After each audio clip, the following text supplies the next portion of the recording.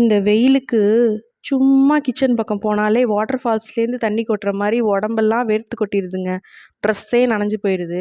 சரி லஞ்ச் எதுவும் பெருசாக பண்ண வேணான்னு சிம்பிளாக எல்லா காயும் போட்டு ஒரு கதம்ப சாம்பாரும் முட்டை ஃப்ரையும் தயிரும் வச்சு லஞ்சை முடிச்சிட்டேங்க.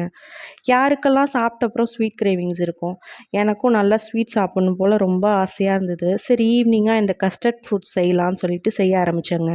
நல்லா 1/2 லிட்டர் பால் காய்ச்சிட்டு அது கூடவே தேவையான அளவு சர்க்கரை, அப்புறம் 2 ஸ்பூன் கஸ்டர்ட் பவுடர் இருக்கு இல்லையா, அதையும் மிக்ஸ் பண்ணி இது கூட சேர்த்துட்டு ஆற வச்சு ஒரு 2, 3 ஹவர் ஃப்ரிட்ஜில் வச்சுக்கணுங்க.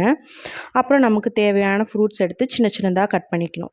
Papaya, dates, watermelon, red banana, grapes, apple, அப்புறம் ட்ராகன் ஃப்ரூட்ஸ் எடுத்திருக்கேன்.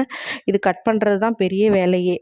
இது கட் பண்ணி எடுத்துக்கிட்டு அந்த கஸ்டர்ட் மில்க் எடுத்து வச்சுருக்கோம் இல்லையா ஃப்ரிட்ஜில், அதையும் சேர்த்து மிக்ஸ் பண்ணால் வேலை முடிஞ்சிச்சுங்க.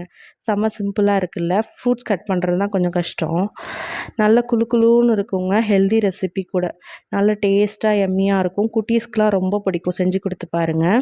இந்த ரெசிபி பிடிச்சிருந்தா மறக்காமல் ஒரு லைக் அண்ட் சப்ஸ்கிரைப் பண்ணுங்கள்.